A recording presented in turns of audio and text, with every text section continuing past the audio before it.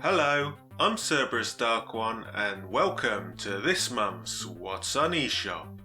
We've got a new release chart, some new Switch 1 games, and of course with the release of the Switch 2, for the first time we've got Switch 2 games.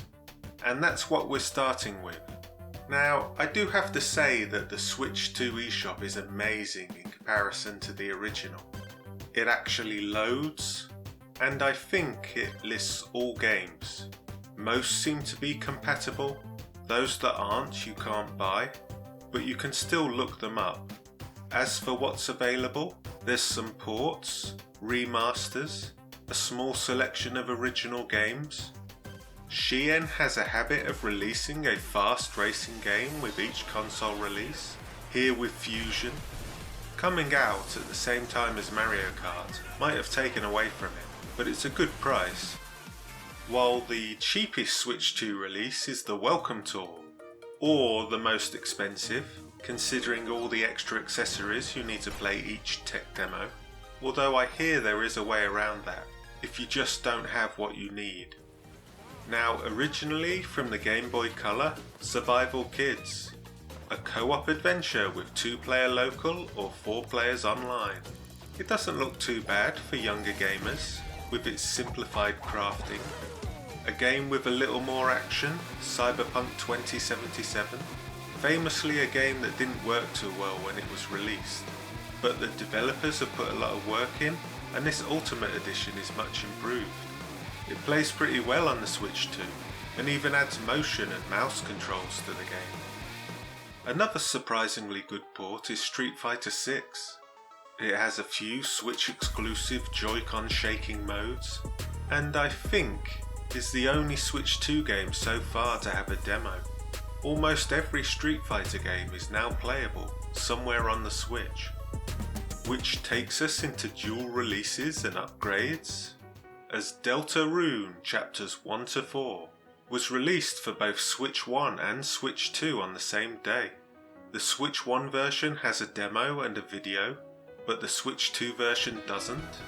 The Switch 1 version is compatible with the Switch 2, and there's no description change between the two versions.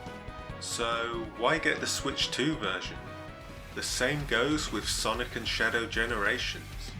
Two different versions, seemingly no difference between them.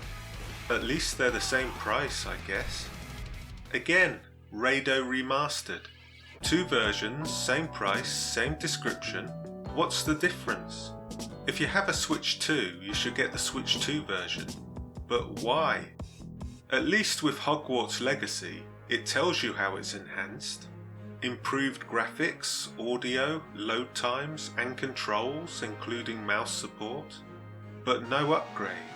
If you have the Switch 1 version, too bad, buy it again.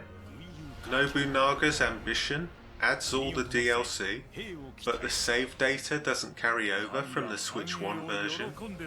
Arcade Archives has released two versions of Ridge Racer.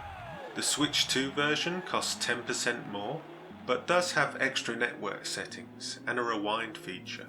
There's no upgrade, however, so if they re-release all their titles, and you want the new features, you'll just have to get them again. With Rune Factory there is an option to upgrade from Switch 1 to Switch 2 at a cost of 20% for higher resolution, frame rates and mouse controls. A similar upgrade for Sid Meier's Civilization, resolution, frame rate and mouse controls, all for 20%. The Switch 2 tax is real.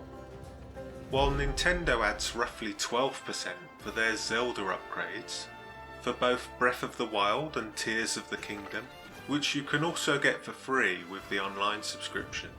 I guess if you're going back to upgrade an older game, there is some cost to that.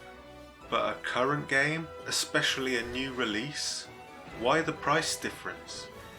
Fantasy Life with a 4% upgrade cost is more reasonable for smoother gameplay, but hands down the winner of the Switch 2 upgrades is No Man's Sky, with a free upgrade.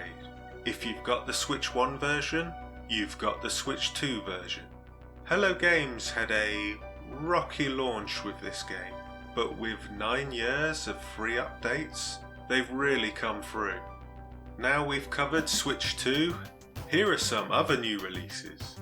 Primarily they're Switch 1 games, but all are compatible with Switch 2, like the textless Metroidvania with hand-drawn art, 15% off until the 5th, Tron Catalyst, a follow-up to 2023's Tron Identity from the same developer.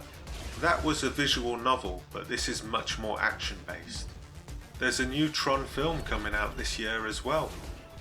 The latest chapter of Poppy Playtime comes to Switch, where you explore beneath the toy factory, meet new characters and unravel the mystery behind the threats lurking in the shadows.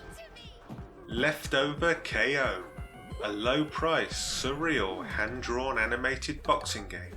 After a long day at work, you come home to find that your uneaten food has come to life, and it's here to beat you up, like Punch-Out and Broccoli. Now a really interesting open-world action platformer, Ruffy and the Riverside, where you can use magic to copy the properties of one thing onto another, turning ice into lava or waterfalls into vines. I think this is really interesting. And finally we have Boxville 2, a textless puzzle game where you need to solve the city's problems and find your missing friend. Demo available. I played the first one from 2023, which was fun, and this is also a low price. Next we have a dual chart. I'm not sure how I'm going to do this in the future, but this time around I'll do Switch 1 and Switch 2 side by side, starting with this game Parkours up the Switch 1's chart to number 3, with a Cyberpunk on Switch 2, Date Everything at number 2, while Fast Fusion is on the Switch 2. The number 1 Switch 1 game is Deltarune. And surprising no one at all, of course Mario Kart World reaches the top spot on Switch 2. I've been enjoying this myself. I've been streaming each weekend, mainly looking for secrets in free roam. Check out the VODs or drop by live if you're interested. I think that's pretty much it. There was a Donkey Kong Bonanza Direct, which I haven't had the chance to fully watch yet. But I am looking forward to this game. It seems very Odyssey coated. And if I don't see you before, I'll see you next month for another What's on eShop.